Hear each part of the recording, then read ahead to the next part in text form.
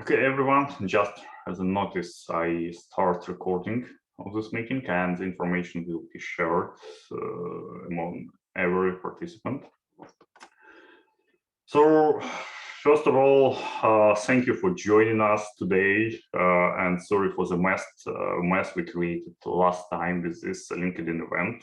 And I really hope to see that someone figure out how to manage this ever bright invitation. So again, thank you.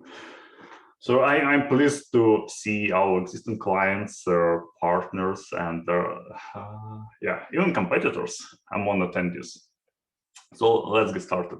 My name is Sergey Golko. I'm a CEO of XTRD, an OEMS system for digital assets trading. And today I would like to give you a brief overview of who we are and what we are doing.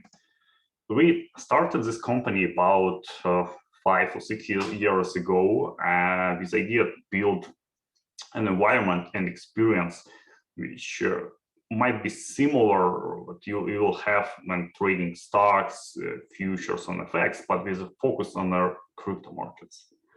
So the key requirements when we started this product was to have and to provide to clients secure environment, high throughput and low, and make sure that we have lowest possible software edit latency. We want to make sure that the integration and onboarding process will be smooth and easy. And foremost, we would like to follow the industry accepted standards. It was extremely important for me as an engineer. So the number one question, probably not the number one, but really repeated question we receive: why do you need an OMS? There are several possible scenarios. So, for example, your company want to try crypto trading for clients or using your own capital, but you don't want to risk putting too much effort into it. If it works, it's perfect. If fails, okay, so at least you don't have to spend a fortune building a system and testing the water. So, and the second option, it's really the case. Not the case.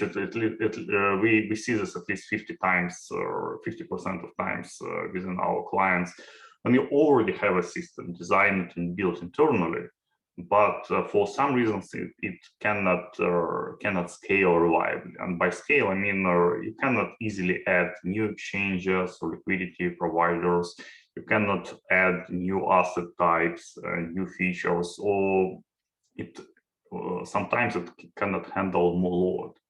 Because we've been working with clients who initially start building HFT systems on JavaScript, or just to add to this, your developers are constantly busy dealing with the crypto APIs instead of doing something more productive and useful for you as a business. And here where the OMS systems comes to play. So it's another tricky part. It's really important to understand the difference between OMS and the libraries. I usually answer lots of questions on this topic. So the library can help you to send orders, but leave you alone with the more complex problems like different symbol names, monitoring session states, keeping and storing trading history, orders, balances, and performing system synchronizations. So just to give you an example, if let's say you use CCYT, what was it? Yeah, so, and you want to add and you want to introduce trading on exchange X, which doesn't support by this library, you can A, patiently wait till after adds it. B, you can pay after to speed up the process. And C, you can jump into the funny process of building connectivity by yourself. All A, B, C, D, you can simply forget about it. In our case, we support more than 40 plus something major crypto exchanges in the US, Asia, and Europe. where you can trade spot, margin, and all types of derivative products available, such as perpetual swaps, future contracts, options, NFTs, pretty much everything which is available on exchanges. So our system built as a normalization layer. So once you integrate it, you can easily switch between exchanges and choose and add new execution destinations. We have many use cases where clients started with, let's say, FTX and added Deribit, Binance, and then after some time at Bybit, then replace Bybit with OKX, and so on. It's all year around. It's just a disclaimer: I'm not promoting any of those exchanges. So I pick name absolutely randomly. Every instrument available on exchange is available on our platform, is available for you as an end client. So we don't limit you on which pair or contract to trade. So again, everything's, if spot is available, you can trade on spot market. Or if futures or options available, you can trade futures and options. It's options. If NFT is available, you can place orders using NFT symbols, and even digital stock market is available. As far as I remember, it's introduced on FTX right now. The up-to-date list of supported exchanges is available on our site. The important thing about this list is created by client demand. So it's not XTRD who dictate to you where to trade. If you want to see new exchange, our team can gladly add it for you, and there is no extra cost associated with this. And when we started, our main client base were market makers and the prop trading shops, and this technically means API-based trading with a minimal human intervention. And even today, clients interact with us primarily through the API. And speaking of API, we provide almost standard fixed 4.4 for both market data and trading. Therefore, integration can with existing platforms. If you already have a OMS in place, it can be reduced just to configurations. You can tweak some text here and there, and you're good to go. We provide ready-to-use dictionaries for Quick Fix and Onyx Fix Engine. We provide code samples featuring different programming languages, such as JavaScript, not Java, Java, C++, Python, and yeah, we do have some samples on JavaScript, and we also have samples on Fix 8, on Fix 8, and if you use more exotic, not exotic, but different Fix engine, we will be more than happy to assist you with onboarding. We have a demo environment where you can which you can use during the integration process. And there are our team of developers and support engineers who will be assisting you during the onboarding. So we can sometimes we even provide small coding assistance. So if your system doesn't operate in a way you expect, we can help you, at least try to help you, because we accumulated lots of hands-on experience. But if your team already have experience in Fix, then you can be probably up and running within approximately 1 week. My favorite example is when customers finished integration with both market data and the trading sessions within 5 hours. It's obviously an extreme case, but nevertheless. We started this conversation this morning with what is going on in the market. It's about all these ups and downs, and it's really dynamic. It's really interesting. So what was working yesterday not necessarily will work tomorrow. And imagine the situation when you need to build a system which should trade on I don't know, 5 exchanges simultaneously. And for some reasons, you decided to do it in-house. The integration of each exchange will take you up to 3 to 4 weeks. We spend about 2 to 3 weeks per exchange, taking into account our more than 40 plus exchanges experience. And in ideal scenario, this is 1 month of work for team of 5 or 5 months of work for one-man band. And with a price range from $2,000 to $10,000 per month as a salary per engineer, you will end up with initial budget of from 10 to 50K and minus 1 to 5 months of effort. So it's a good thing to consider. And this is only initial commitment. Exchanges tend to change protocols by constantly introducing what we call latest and greatest features, decommissioning all APIs and doing all other things that keep developers constantly busy. I know this from personal experience. And this basically means more work for engineers, but less useful effort for business. But if you're in OMS business like us, it's just fine. But what if OMS is not your business? You're building models or you're trading platforms. So it's definitely not a good way to explore. And we have clients who, when they use our system, they move from exchange to exchange all year around without changing a thing in their system. So they simply adjust routing destinations by saying, okay, we want to route to Binance, we want to route to Durabit or whatever it is. And speaking of integration,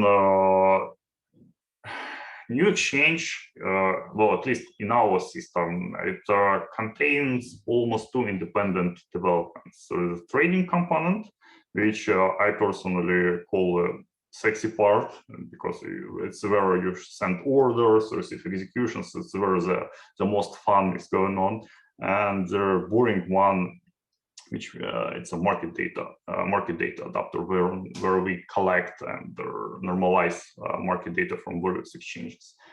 And why it's boring, it's because likely for us, exchanges use almost identical procedures for market data dissemination, but there is always a but for crypto. There is no common standard for naming convention. So each exchange like to create something new and unique, and believe me, they have an extremely wild imagination. So so we decided to build and maintain our directory, which covers spot and derivative markets. I just aggregated on this slide several samples from spot market. So you can see the difference. So it's BTC / USDT, it's how it's named in our system. And there are several examples of how the different exchanges name the same instrument. And here BTC BTC is perpetual swap and different names. And there are more. Some exchanges use indexes like 1, 2, 3, 5 instead of symbol names.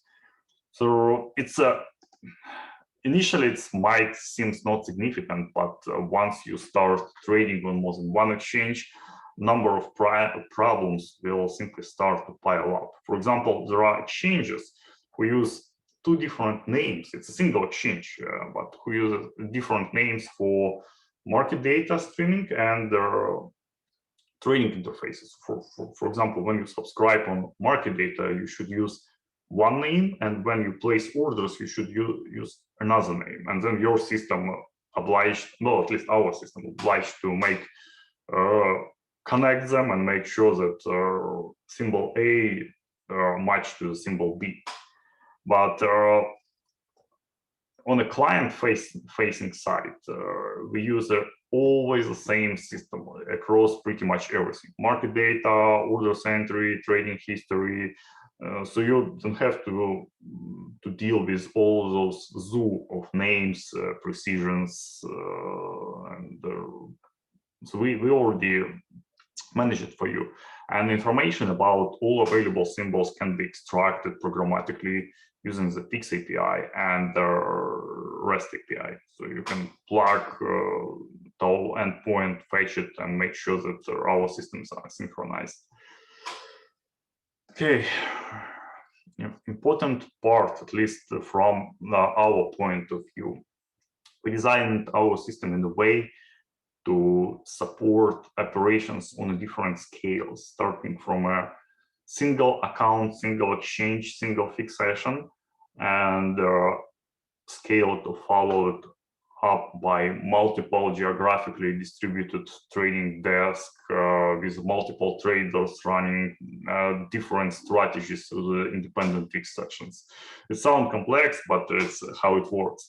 Or you can be a fund administrator who want to segregate your client by managing them through a single or multiple fixed sessions. And if you want to have agency type of execution, so the single fixed pipe, we can provide it for you.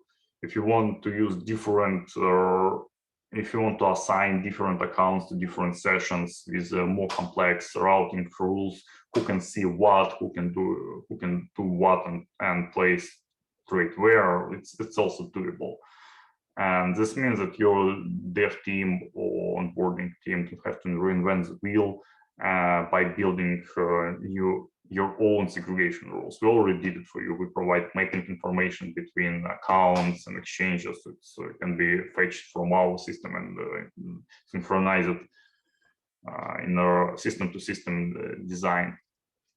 So, okay, so let's say you finish the integration finally, and everything is tested, and right now it's time to move to the production. In the production, as a deployment option, we offer several ways to communicate with us, or which will work for both traditional and crypto-native companies. If you already have infrastructure in Equinix data centers, you can easily cross-connect with us in Equinix NY4, LD4, or Tokyo 8. So I will be more than happy to explain why we chose those destinations later on. In NY4 and LD4, we can provide clients with managed hosting services. You can deploy your own hardware or use something from our servers. If you work with different VPS vendors, virtual private service vendors, like Bix, UltraFX, or Liquidity Connect, then our services are already available for you, because we have a cross connections with those guys. It's also we also have options where you can install our entire system on premises, and in this case, our team will provide all necessary support, including service maintenance, configuration, tuning, backups, and constant updates. So basically, no matter what option you choose, we will do the best to reduce the time to market and make sure that you have a smooth possible experience. And now I would like to focus on less obvious functions of crypto OEMS systems. When we just started building our OEMS, I was shocked on how unstable connectivity to exchanges is. I mean, I came from FX space, and in FX, you usually start session on Monday, and you disconnect it on Saturday or Sunday overnight just to reset sequence numbers, and that's it. You might have some disconnects, but it's usually an exception. But in crypto, it's completely normal when you lost connection to a particular exchange at least 10 times per day. It's normal. Some exchanges explicitly stated on their websites that they will drop connectivity every 15 minutes. No matter what you're doing, you send ping, you send orders, they will drop it. Only because it's how it's designed. And knowing this, we invested a lot of effort to building a robust and complex connectivity management infrastructure. So for every outgoing connection, we run real-time checks to identify disconnects or stale data channels. Stale data channels, it's really a funny option of crypto exchanges. So you have a pipe. In this pipe, you even can receive pings. So it's kind of alive, but data is not here. And we are capable to detect those pipes, close them, and or recycle them and start something from scratch. So when we detect problems, and it's really when, it's not if. We notify client systems, we disable trading, so if you decided to send order on a disconnected exchange, you'll receive a nice rejection. And we'll start the reconnection process. The reconnection process itself, it's a fairly complex set of rules which started with exponential backoff based reconnection procedures. And then we have a complex recovery procedures, which includes open order synchronization, balances and positions reconciliation, trading history synchronization. It might sound easy, but it's not easy. But imagine when the situation when some exchanges do not have client assigned order IDs. Yeah, it's 2022, but there are still plenty of exchanges who prefer to use their own IDs, and they simply don't carry out client assigned identifiers.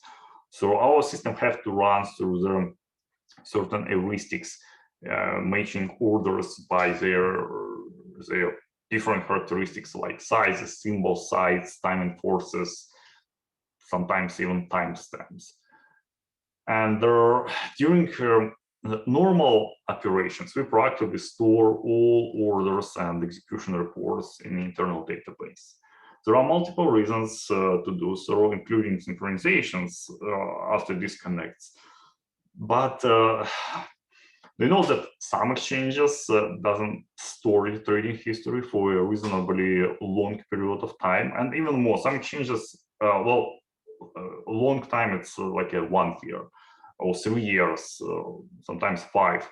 But some exchanges have what we call their short memory, and after 3 or 5 months, this information is gone. So you don't have access to your trading history. And if you're a regulated entity, it's definitely not good. You cannot tell your regulator, sorry guys, the dog eat my homework. Sorry, now the exchange deleted my trading history. And our system in opposite, so we keep everything forever.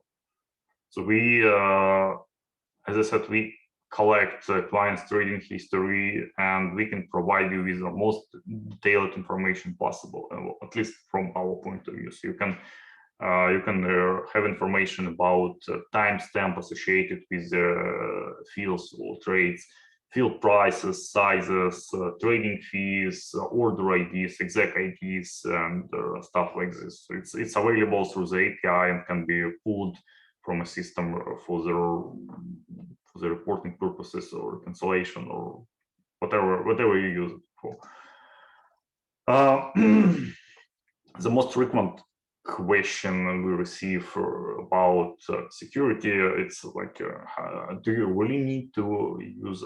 Do you really need to have in possession our private and API keys? Yes. In order to trade, we have to keep your keys inside our system. And we fully aware about possible risk and have certain measures in place. So for example, keys management software is not available over the public internet. It's accessible, the access to the system is granted only through the VPN tunnel. So we literally know who is doing what and when. Keys and their other credentials are never stored in a plain text format. and never appears in journals or logs. We encrypt pretty much everything. So it's keys, databases, disk partitions, communication channels between components, and so on. And we always encourage clients to limit the scope of keys used. So for example, we don't need withdrawal permissions or capabilities, and you can bind your keys to our public address pools in New York, Tokyo, and London. It's probably what else I can add more light on this if you need it. Okay. Speaking of support, well, bad things happen. It's normal. It's life, and our team is here to help you. So we have multiple communication channels client can use in pretty every case. We can use Slack, Telegram, WhatsApp, emails, or if you have any problems like integration or execution related questions, new feature requests, or even if you want to say thank you. Yes, it's rare, but it did happen several times. You can always reach out to us. I don't have an additional slide for this, but just to add several more words. So we don't have annual contracts. We don't have any setup and onboarding fees. So it's literally month to month. And if you're not happy with the results we provide, you always can say, Sergey, sorry, we want to go. And it's okay. So it's completely our work to make sure that you're happy and you succeed in your business and you stay with us. Well, that's probably pretty much it in terms of the presentation. And if you guys have any questions, I will be more than happy to answer it right now.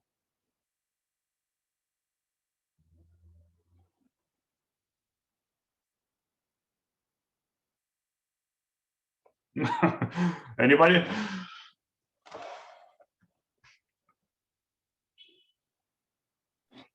I personally just don't know where to start. I'm interested in everything you're saying. And the more you say, the more I learn. Okay. Well, we can catch up for later. And I will be more than happy to explain in details on how we work or how the system operates, because it's more technical stuff, and what I was trying to run here, it's more like a business kind of presentation. And I'm a technical guy, and I prefer to speak about databases, connectivities, different protocols. And believe me, if you have questions, just ask. I've recently been interested in artificial intelligence and neural networks and getting them to predict and forecast the next day with the X train, Y train test. And I'm branding it in the background, and that's what led me to this. Well, we can provide you with the market data. We believe that our system really a good source of normalized and optimized market data. So we do not have historical storage.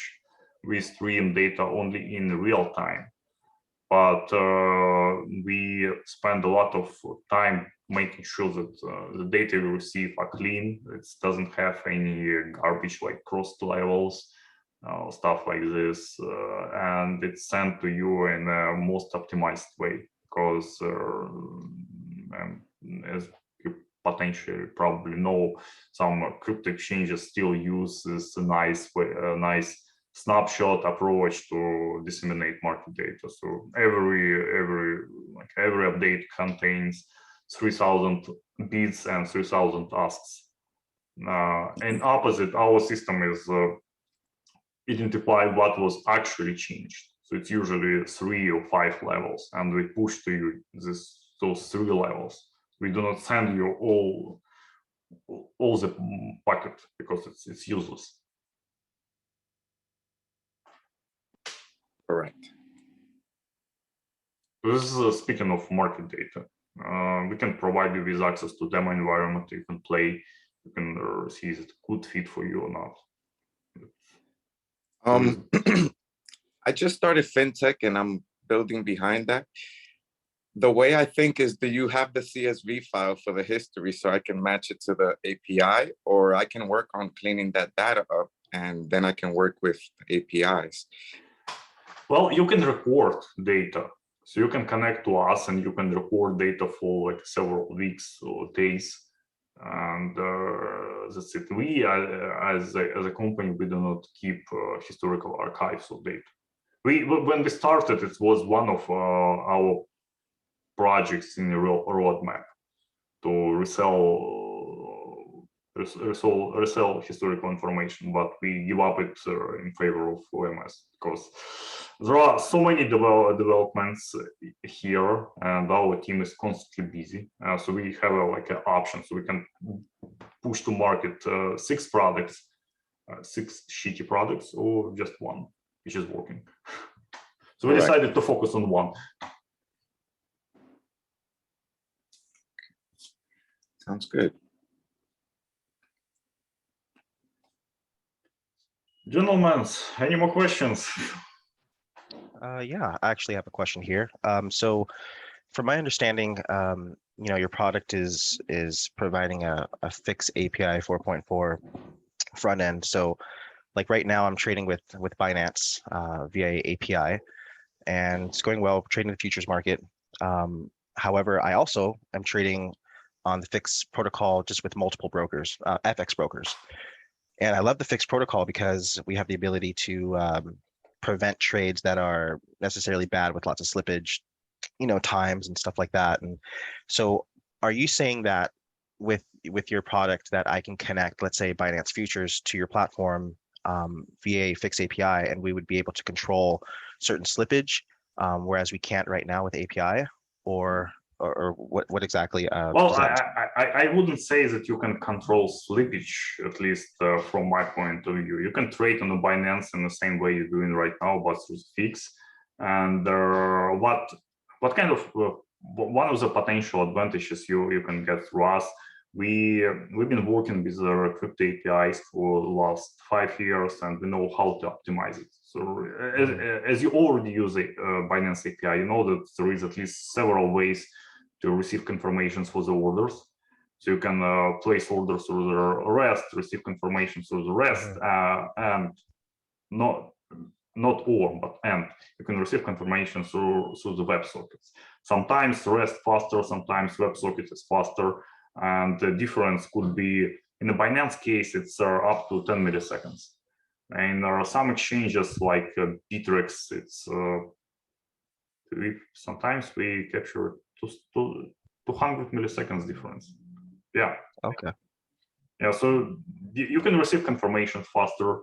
You can see, you can receive market data faster. And we have clients who still playing arbitrage games across multiple exchanges through our platform, and it works. So they're capable to hit top of the book, which is amazing. Okay. Yeah. Okay. So basically your platform is faster, latency is smaller compared to what we're doing right now by renting a... Well, potentially, you could be better than us. I'm not saying that we are the brightest and smartest guys on the market, but for us, it's bread and butter. So so we devote ourselves to optimization. So if we were to, right now I have no idea where Binance servers are located at. We could contact you guys and figure out the best scenario to get the lowest latency possible. Correct. Yeah, we will encourage you to connect to us in Tokyo 8 because Binance is in Tokyo. Okay. Yeah, you can cross connect with us, and here we go. Perfect. Thank you. You're welcome.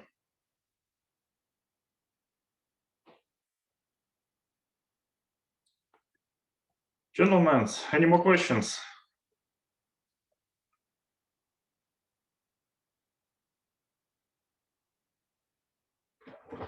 I mean, if there are no questions, it's completely okay to we can wrap it up. I will prepare the recording. I will send it to everyone, and if you want to follow up over the email, shoot me something later on. Please do, and I will be more than happy to answer everything. And if you want to schedule an additional call, I'm always here.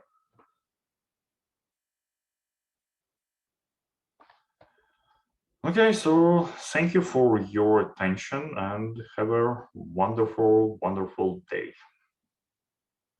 Take care, Serge. Thank you for the presentation.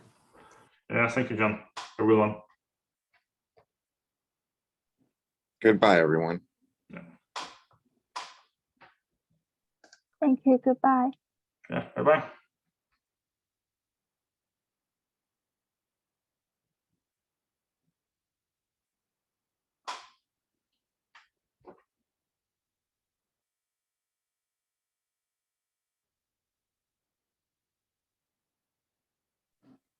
Hey, Serge. Hey. So right now I'm in a fintech boot camp.